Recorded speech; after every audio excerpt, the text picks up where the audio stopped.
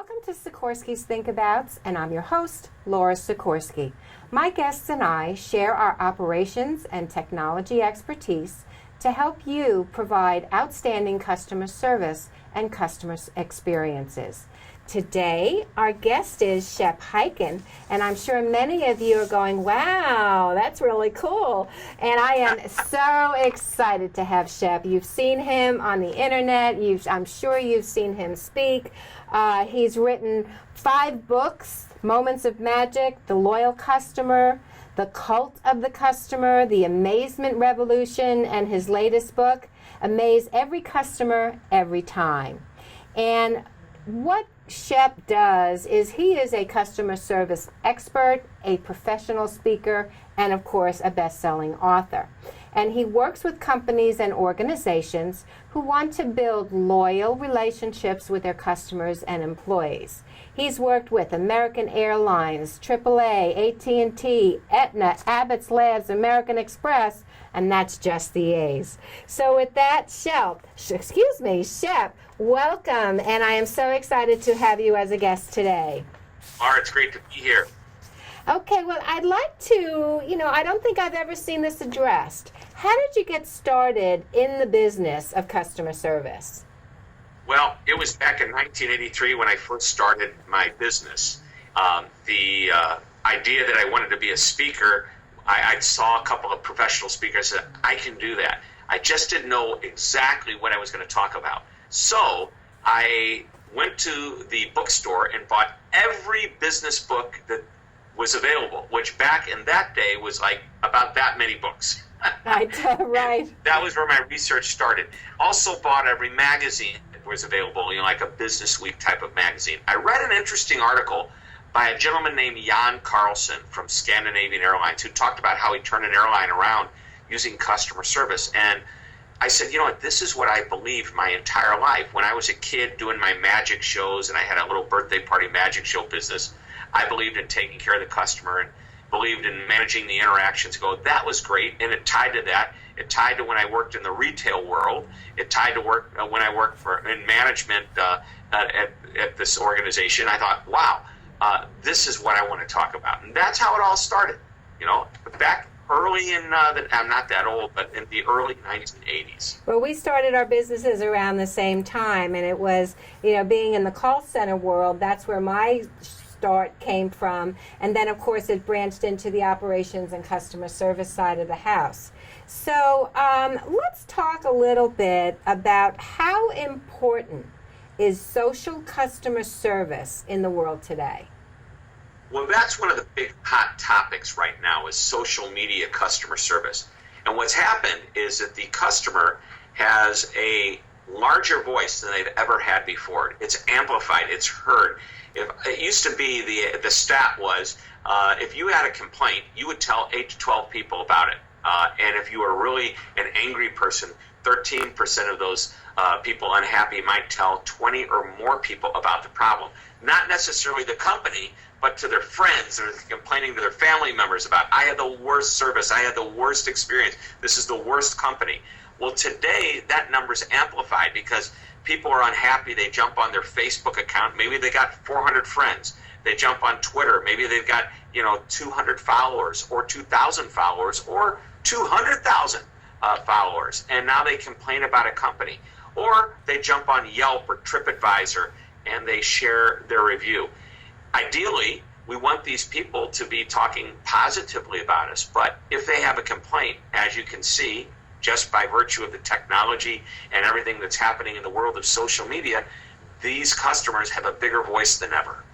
I had read a statistic that one negative tweet can reach 150,000 people almost instantaneously, depending on how quickly everybody reacts. But I recently read Brad Cleveland, who has a newsletter called The Edge. He quoted e-consultancy, and these are some percentages that I certainly would like to share with our audience, and share with you. We spoke a little bit about them beforehand, that 18 to 24-year-olds will interact on social media 49.5%. Then it kind of goes down. 35 to 44 is 37.5%. And then those like myself over 55, it's down to 27.4%. So it clearly shows that those Gen Yers, they quickly take to social media. Well, the Gen Yers, millennials, and I'm going to tell you, you know, you mentioned there's still a percentage of the older generation, the baby boomers, if you will, that are still actively involved and engaging in social media and using it. So here's an interesting thing to think about. By the way, all the millennials and X-Yers, or I shouldn't say all, a huge, almost 100% will engage in social media. It's the question is, are they engaging with the companies they're doing business with, or is it truly just a social thing? But give me an example of how people are changing. I was in line at a store the other day, and the person in front of me took out a checkbook to pay for whatever it was they were paying for, where the person directly behind them had their iPhone and used Apple Pay. Both were the same age, both were in their 60s. Wow. So you can see, you know, that's the difference. That's why you're seeing, you know, some people are taking to it, some people aren't. And it's a matter of really, the tipping point. When is it going to be normal for everybody to engage on social media? By the way, the phone is never going to go away. The phone is always going to be a backstop for any company that if you're trying to get things done with a company and you're tweeting to them, you're interacting. By the way, just because you tweet, it's not always about a complaint. It could be just a request for help. Help is not a complaint. Help is a request. Or it could be, I'm complimenting you. So I'm engaging with you over social media, not just complaining. But if there is a problem and I need a solution, if there is a complaint and I need help, sometimes the best is to fall back to the traditional channel, which is jumping on the telephone and talking to a person.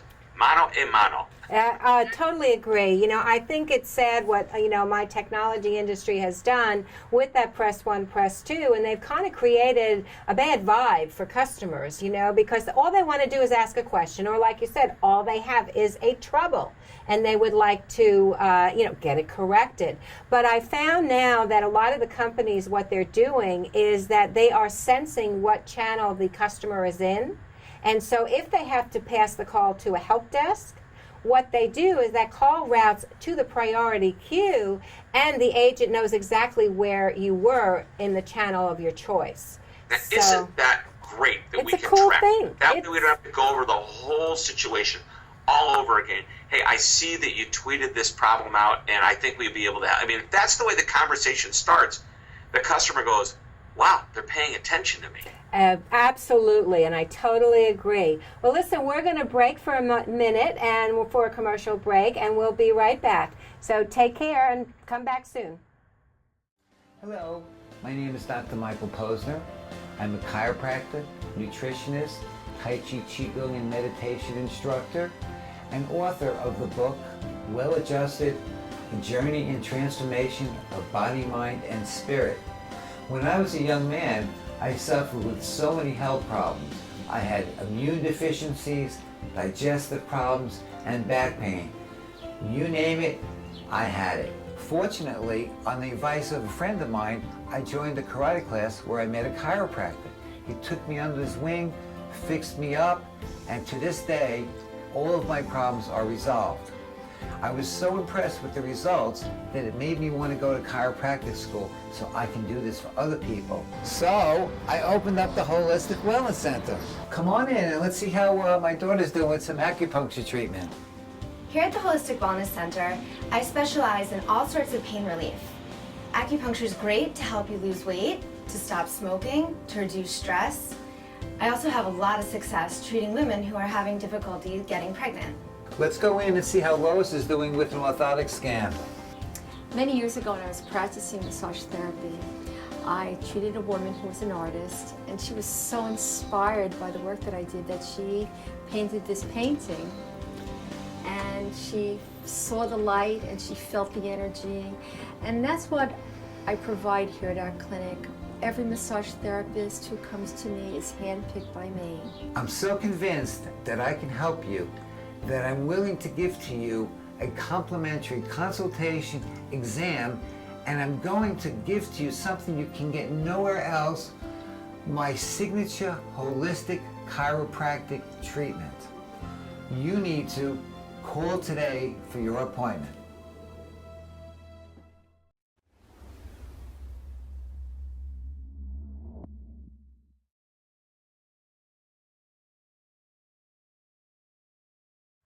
Welcome back. And again, our guest is Shep Hyken, coming to us via Skype on the social customer service topic. So we talked a little bit about how Shep got started and about what is social customer service in the world today. What I'd like, and I think our audience would appreciate knowing, what do you think some of the best practices are? Well, first and foremost is regardless of any social channel that you are monitoring, there's always that fallback. So you might on your website say, hey, if you have a question, contact us via Twitter. Here's our handle. Contact us on our Facebook page and ask the question. But there should always be a phone number and a human to manage that. So that's number one. Number two, a really good practice is to just simply monitor those social channels. If you know your customers are on those social channels, and the way to know is just to jump on, create an account, start to follow, look for your name being brought up, and monitor those social channels. That's probably the best of the best practices. I think the first one I share with you is about be easy to do business with, which means give you the alternative of bumping over to the human interaction.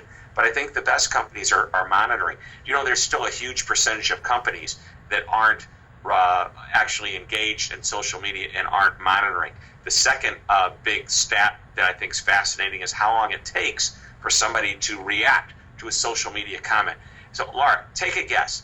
What do you think the average company who actually is on social media, how much time to react to a customer's question, a complaint, a problem? Well, I would hope a minute. But I don't think... You would hope. By the way, a minute is a very, very aggressive number. I know. But I like things very fast. But I would suspect 10 minutes? Half hour? The best companies are doing it in 5 to 10 minutes. Okay. The average company, according to Social Bakers, this was a stat, and I think it's, again, it could be to a specific industry, but this blows me away. 9 hours. Whoa. 9 hours. Yeah, now if I wanted my question answered in 9 hours, I would wait 9 hours to ask the question. Right. But, and then American Express comes out with their customer service barometer every year, and they said that only 26% of companies, generically across industries, are involved in monitoring social channels. So those stats blow me away. Yeah, you would think because that is the media of choice for a lot of people, especially like we talked earlier, and that they would be a little bit more caring of their customer to find out why they're saying something nice, as well. And a lot of people think that it's only the bad stuff that comes out. Yeah, and again, it's all about it. I mean, even Twitter is considered a social media channel. It's a way to connect with people at another level. And I just recently read a great article that Nordstrom is now engaging customers on Twitter and allowing them to make purchases through Twitter. I'm sorry, not Twitter, texting. Excuse me, I meant to say texting. Texting. The thing about that, that to me is the most impersonal form of communication, a text message. I know, but I know. Guess what? Millennials are engaged in texting. So if there's a salesperson who says, hey, you just, the item that you were looking at just came back in and they have it in another color, would you like me to, add it to your account and have it sent to your house? Right, Boom, right. done. How easy is that? We've become, and it's our expectation. Even when you look at what, the Kindle and the Amazon Mayday button, initially it was 15 seconds for a video. Now it's 9 seconds. So, every company is changing the bar and raising the bar. And it's truly the consumerization of customer service. When you think of that. The consumerization of customer service. That is a great I wish I could take credit for it, but there is a CEO of our North Shore LIJ Health Systems, and I heard him speak recently, and we were talking about patient experience, and he said, no, it's the consumerization. And I said, well, I may use that. So I gave you credit, Mr. Dowling. So let's just talk a little bit. That down. Consumerization. Yeah, I thought that was a great line, and it really it says it all. It says it I all. understand exactly what it means, especially in the context, but it's a good word. It is a good word. Do you think that the rise of social media has been a net plus or a minus for customer service? Definitely plus, and I'll tell you why. There's two reasons. On the customer side, be it a consumer, customer, patient, client, guest, whatever you want to call them, member, what it does is allow you to engage with a customer or with a company at a much different level. I'm not going to say higher or lower level, but another level, another opportunity, another channel of engagement. On the company side or the organization side, what it allows the company to do is, I think it forces better service. It pushes you to up your game. You know, I walk into a hotel and the hotel says, please leave your recommendation or your rating or whatever on TripAdvisor. Okay. Now what they're saying is, we want to be so good that you would leave a positive rating or a positive review for us. They aren't saying, please only leave positive reviews. And I actually had an issue with that particular hotel one day, and I said, you know, right here in the front desk when I checked in, it said, please leave your review. Would you like me to leave this review? Oh no! Boom! They go right into hyperspeed and start to take care of me. But here's the point. If everybody, we shouldn't have to get to that point where I have to ask, you really want me to leave a review about this? No. Everybody needs to know. We're asking customers to review us. Let's live to the level that we want to be reviewed about. Right. Done. Live and to so the it forces everybody to up their game. Right, and it's like living to the expectation. You expect that if you're going to interact with a company, you will get the best customer service possible. It will be a great experience, and of course, you are going to tell the world about it. In closing, for our audience, again, the think abouts, that the two words I love. And, you know, I've always said to my clients, you have to think like a customer when you're developing something. So if, you know, a company does not have a social customer service, what final think abouts would you like to have our audience know? Wow. Great question to close with. I would say that if you're not involved in social media at this level through customer service, start to think about it. There you go. Think about it. And not just think, but figure out what's your strategy. Where are your customers hanging out? What age are they? What's the demographic? Where do they like to communicate? And even if it's, I wouldn't be interested in somebody that's 1 or 2%, but if there's 20, 25% of your customers are hanging out on this particular channel, that's where you want to be. So I would say first and foremost, start looking at where your customers are, because that's where you want to be. Number two, most of what we talked about today was social customer service and dealing and reacting to customers' comments, be them questions, complaints, and even positive, interactions. Somebody leaves a comment, you want to interact with them positively. But look at social customer service as an opportunity to add value by being proactive. Example, here's a great story. I bought a ping pong table for my daughter, and I was putting it together late in the evening. I went to call the number because I couldn't figure out how to there were pulls and nuts and bolts and everything. I was having difficulty figuring out if I had all the parts. So I called the 800 number, but guess what? They're not open late at night. But what they did say is, please go online and just go on our YouTube and just type in the manufacturer's number, manufacturer and the number, and you're going to get it. What happened? Boom, video comes up and tells me exactly how to put it together. What a great solution. So you can create value-added content through video, through posts. Imagine a restaurant posting their top recipes online. That's a social value-added service. Right. So think of terms of content marketing and content that's going out there to add value as part of your social service strategy. Well, I totally agree with you, and I certainly want to thank you for joining us this morning. Just a couple things to tell our audience about. To reach Shep, you can do so via Twitter, direct message at Hyken, or email is info@hyken.com, and Hyken is Hyken. And should you want to reach him to talk, his office number is 314-692-2200. And of course, to reach me, your independent call center consultant, my Twitter handle is Laura Sikorsky, and my cell is 631-624-6650. And of course, a big thank you to Corinne Murphy-Caro, our founder and president of our network, thedailyblue.com, and Blue Chip Marketing, a social media marketing company. And with that, or if you want to reach them via phone, it's 631-761-9223. Our next show, believe it or not, is on patient experience. And with us will be Tracy Tripuck, and she is Vice President of the Suffolk County Board of Health. So to all our listeners, thank you so much for clicking in, and have a perfect and safe rest of the day.